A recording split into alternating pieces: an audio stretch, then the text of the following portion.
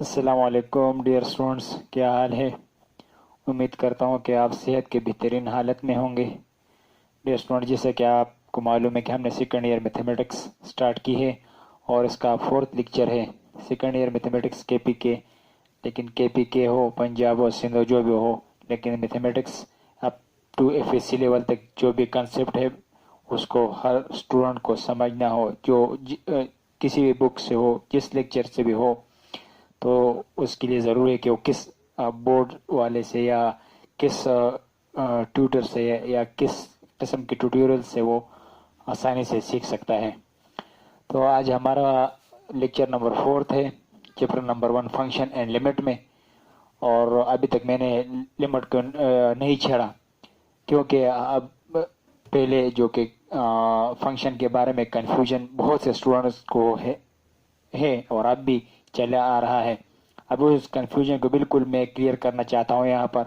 और पिछले 3 लेक्चर को अगर आपने नहीं देखे तो उन 3 लेक्चर को भी गो थ्रू करें उससे, कि ये लेक्चर भी आपके समझ में आ जाए।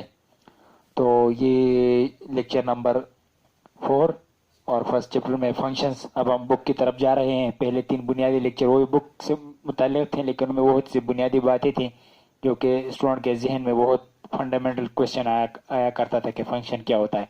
अब जो भी स्टूडेंट स्टडी करेगी उसे पता होगा कोई भी फंक्शन होगा या कोई भी फंक्शनल रूल होगा, उसको उससे छेड़ने की ज़रूरत नहीं। अब वो फंक्शन पर कंसंट्रेट करेगा और आगे जितने भी न्यूमेरिकल्स और क्वेश्चंस होंगे बुक में उनको सोल्व करेंगे।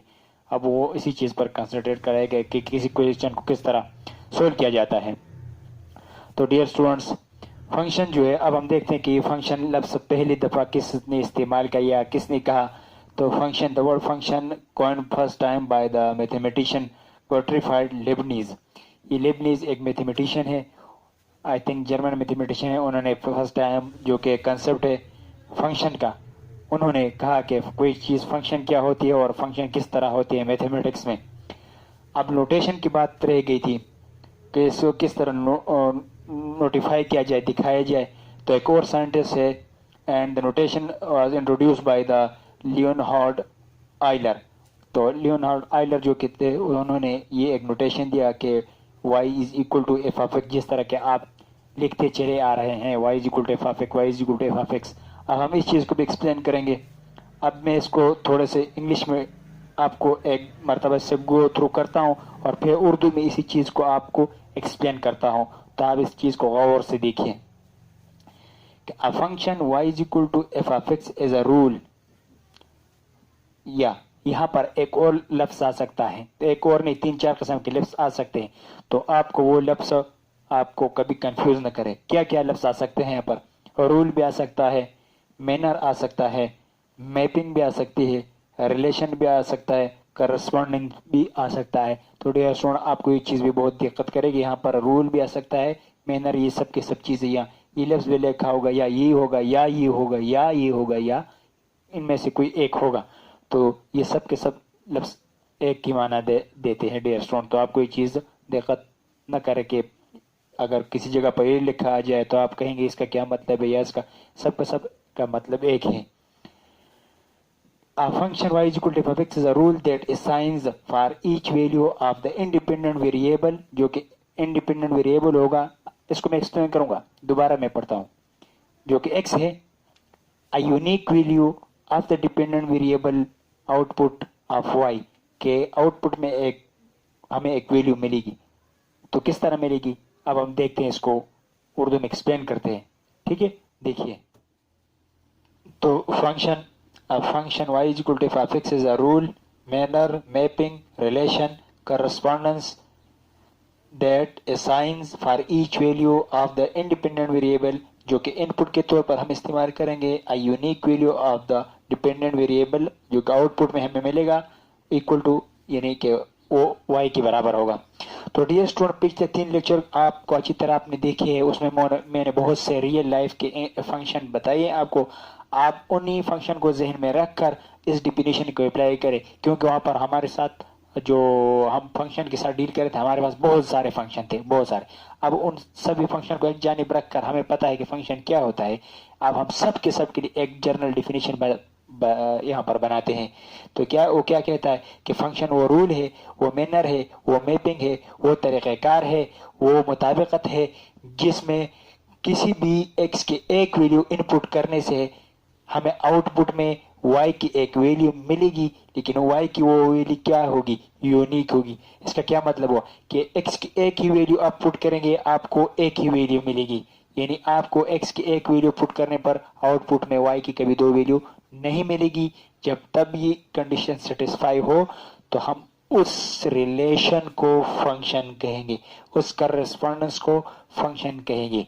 तो अब आप यहाँ पर सोच रहे होंगे कि क्या और ऐसे रिलेशन है जो फंक्शन ना हो, तो हम उसको भी देखेंगे। हमारे पास ऐसे रिलेशन होंगे जो इस डिफिनीशन को सेटिस्फाई नहीं करेंगे और इस पर पूरा नहीं उतरेंगे, तो हम उससे सिर्फ एक रिलेशन कहेंगे लेकिन फंक्शन नहीं कहेंगे। उसको भी हम देखेंगे इंशाल्लाह।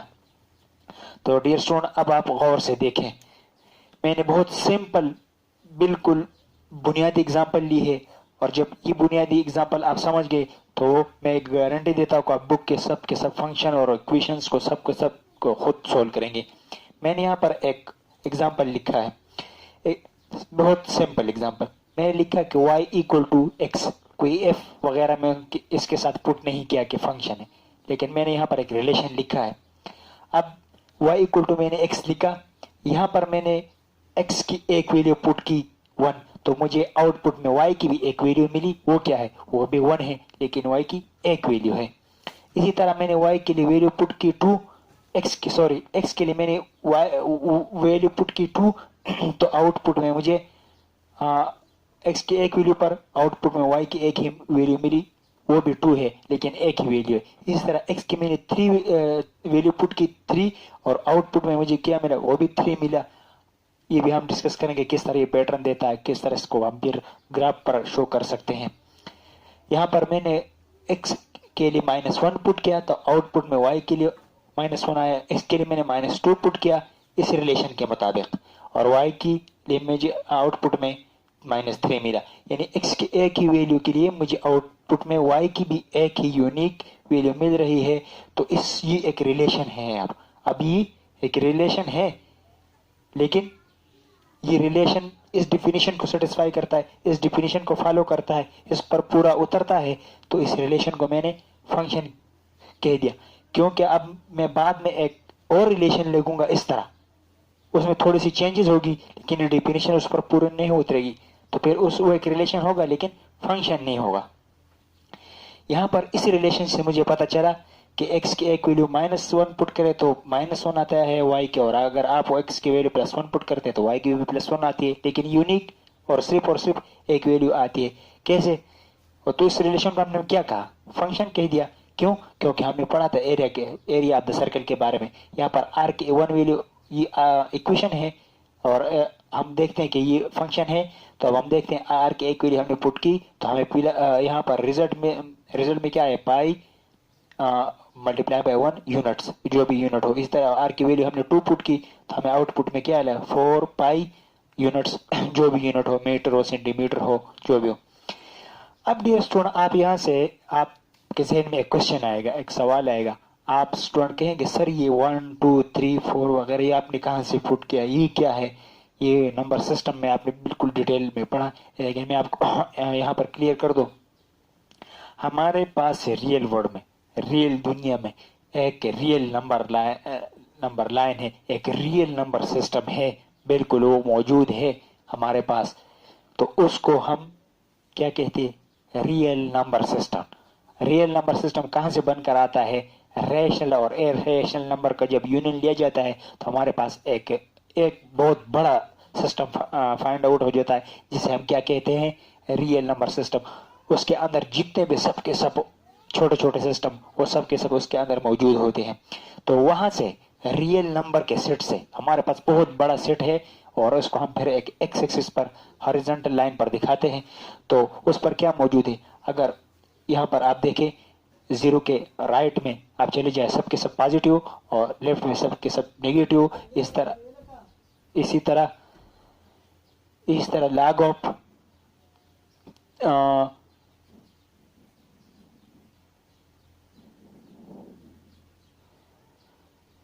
तो ये रियल नंबर लाइन है, इस पर सब के सब पूरी की पूरी रियल जितने भी रियल वर्ड के रिलेटेड जितने भी प्रॉब्लम्स है वहाँ यहाँ से यहाँ से हम सोल्व करते हैं।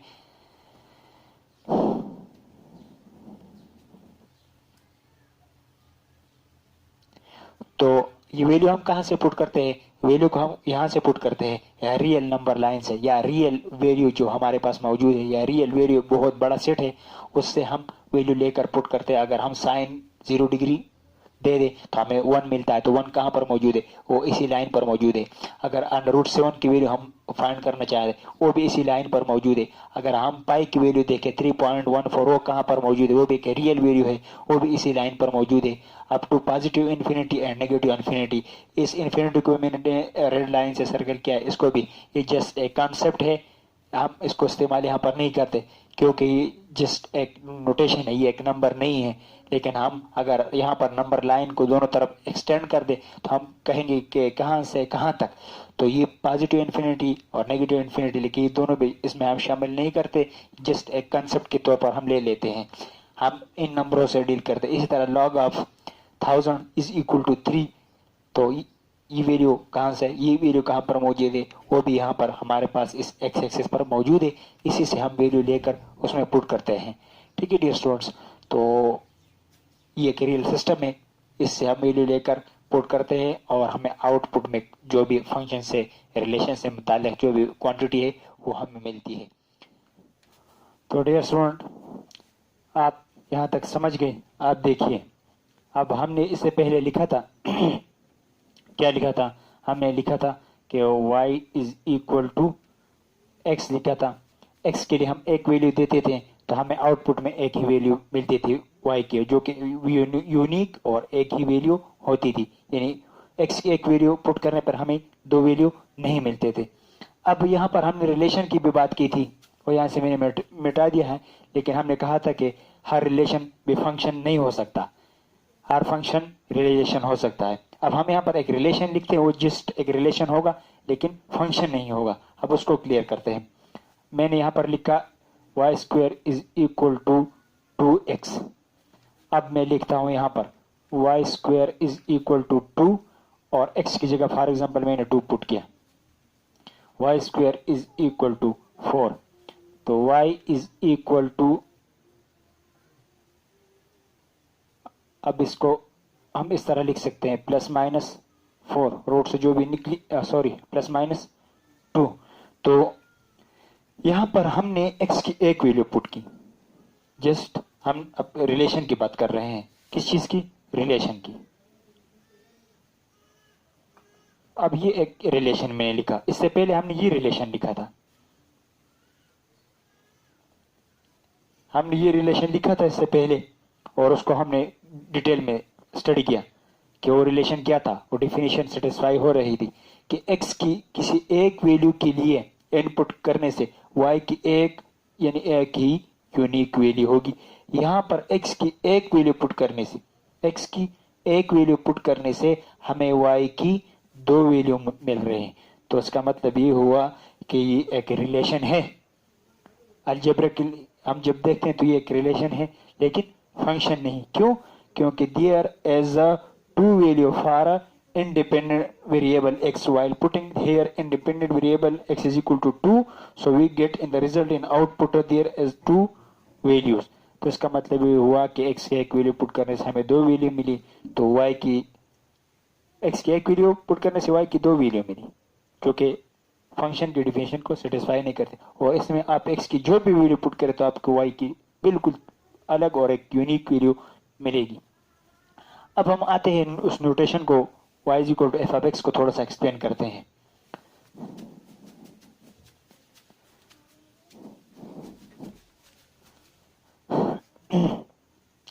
डियर स्टूडेंट, हमने फिर किस तरह लिखा? पहले हमने क्या लिखा था? इससे पहले हमने लिखा कि y is equal to x और इसमें वैल्यू पुट करते चले जा रहे थे, हमें एक आउटपुट में रिजल्ट मिलता था। फिर हमने इसको जब देखा डिफिनेशन के साथ तो ये जो सिंपल एक अलजेब्रिक इक्वेशन है ये हमें बिल्कुल फंक्शन के और जो कंडीशन है उनको सेटिस्फाई करते हैं और हमें बताते हैं कि ये रिलेशन जो है ये फंक्शन है, ये रिलेशन फंक्शन है। यानी हम x की वैल्यू पुट करते हैं और हमें y की वैल्यू मिलती है आउटपुट में, तो ये रिलेशन क्या कहलाया, इसको क्या कहते, फंक्शन कहते। तो हम इसको इस तरह लिख सकते हैं। फिर जो लिखने का जो अंदाज है या जो नोटेशन है, इसको अब हम किस तरह लिख सकते हैं, y is equal to f, इसको मैंने लिख दिया f इंटू एक्स। लेकिन डियर स्टूडेंट यहाँ पर कंफ्यूज आप बहुत होंगे, क्यों, क्योंकि स्टूडेंट देखें कि यहाँ पर f इंटू एक्स का क्या मतलब हो, तो आप बिल्कुल मतवज्जो हो। देखिए कि y हमने लिखे थे कि f ऑफ x, इसका कभी भी ये मतलब नहीं होगा कि f ऑफ x यहाँ पर मल्टीप्लिकेशन, जो कि आप अगर डॉट करके मल्टीप्लिकेशन लिखे या इस तरह मल्टीप्लिकेशन लिखे या इस तरह, या आपका जो भी ज़हन में आ रहा हो कि जो कि हम पढ़ते हैं अलजेब्रा में कि f इंटू एक्स यानी 2 time of x 3 time of x या f टाइम ऑफ x, इस तरह नहीं, यानी इसका मतलब कभी भी मल्टीप्लिकेशन का नहीं है, क्योंकि इसका मतलब है f x का मतलब क्या हुआ कि this is a function, y is a function of x, कि y फंक्शन है x का, लेकिन कभी भी ये मतलब इसका नहीं होगा। तो यहाँ पर अलजेब्रिक के लिए एक रिलेशन था जो कि फंक्शन को स्पेसिफाई कर रहा था। तो यहाँ पर ये जो फंक्शन हुआ, इस फंक्शन को मैंने क्या नाम दे दिया, इस फंक्शन को मैंने नाम दे दिया f, इसको मैंने f से डिनोट कर दिया। अब मैं लिखता हूं एक और, y is equal to sine x। तो यहां पर ये भी क्या है, ये फंक्शन है। इस फंक्शन को मैंने किस चीज से डिनोट किया, इसको मैंने यहां पर अलजेब्रा के लिए था तो मैंने सिर्फ इसको f से डिनोट किया, फंक्शन था। यहां पर ये भी एक फंक्शन है, इसको मैंने किस चीज से डिनोट किया, साइन से। इसी तरह is equal to cos of x, तो ये क्या है, ये भी फंक्शन है। तो इस फंक्शन को मैंने किस चीज से डिनोट किया, कास से। ठीक है डियर स्टूडेंट, इसी तरह देखिए y is equal to the power x, तो ये क्या चीज है, ये फंक्शन है। फंक्शन का नाम क्या है, ये एक्सपोनेंशियल फंक्शन है, इसको e से डिनोट किया जाता है। या अलजेब्रिक फंक्शन है, इसको f से, या किसी भी फंक्शन को भी हम जब जर्नल लेते हैं तो f से डिनोट करते हैं। हमें पता नहीं चलता कि कौन सा फंक्शन है। जब हम पता चल जाए कि एक्सपोनेंशियल है, लॉगरिथमिक है, जो भी हो, फिर वहां f की जगह उसी को पुट कर देंगे। लेकिन जर्नली हम सब के सब फंक्शन के लिए हम क्या लफ्ज यहाँ पर पुट कर देंगे, स्मॉल f को यहाँ पर पुट कर देंगे। तो यहाँ पर ये भी फंक्शन, ये भी फंक्शन, ये भी फंक्शन। इसी तरह हमें एक और फंक्शन लिखते हैं यहाँ पर, exponential y is equal to log of x। तो ये क्या हो गया, ये क्या चीज है, ये भी फंक्शन है। हर एक चीज फंक्शन है। Function sine function, cos function, logarithmic function, exponential function, तो सब के सब फंक्शन है। तो उन सब के सब फंक्शन के लिए मैंने यहाँ पर क्या लफ्ज लिख दिया, फंक्शन। यहाँ पर मैंने क्या लिख दिया, f। और जब जो भी हमें दिया गया होगा, जिस भी क्वेश्चन का हम सोल्व करेंगे, जो भी हमें दिया गया होगा, तो वहां इस f को रिप्लेस करके इसको लिख देंगे, या इसको लिख देंगे, या इसको लिख देंगे, जो भी होगा उसको लिख देंगे। लेकिन सब के नाम के लिए हम जर्नली क्या लिख दिया, यहाँ पर f लिख दिया। अब हम इनपुट करते थे, आउटपुट में वैल्यू मिलती थी, इनपुट करते थे, आउटपुट में वैल्यू मिलती थी। अब देखते हैं कि इस इनपुट करने से, या इस इनपुट को क्या कहते हैं और इस आउटपुट को क्या कहते हैं। क्या हम वो जो हमारे पास यहाँ पर हमने रियल नंबर लिखा था या रियल नंबर सिस्टम था, क्या उन सब के सब की वैल्यू को हम सब के सब फंक्शन में पुट करें और हम आउटपुट में रिजल्ट दे। सबके जो उस लाइन की जितनी भी वैल्यू है, नेगेटिव इन्फिनिटी और पॉजिटिव इन्फिनिटी के दरमियान जितनी भी, सब के सब को इन तमाम के तमाम फंक्शन में जब हम पुट करें हमें वैल्यू मिलती है। बिल्कुल उनके सब के सब वैल्यू के लिए हमें आउटपुट में रिजल्ट मिलता है। तो अब हम तो वहां पर कुछ रिस्ट्रिक्शन आ जाते हैं। जब हम फंक्शन के एक्चुअल फॉर्म्स लिखते चले जाएंगे जो बुक में गिवन है, तो फिर उस इनपुट को क्या कहते हैं, उस आउटपुट को क्या कहते हैं। आपको मालूम है डोमेन कहते हैं और रेंज कहते हैं। तो बहुत से बच्चे इस डोमेन और रेंज को छोड़ जाते हैं, बाद में उन्हें दिक्कत होता है, क्योंकि उनको पता नहीं चलता कि इस रियल लाइन से किन किन से डिजिट्स को, किन किन से नंबर्स को हम उठाकर यहाँ पर पुट कर सकते हैं और किन किन को नहीं पुट कर सकते। तो डोमेन और रेंज को भी हम देखते हैं, उसको भी अच्छी तरह से समझते हैं।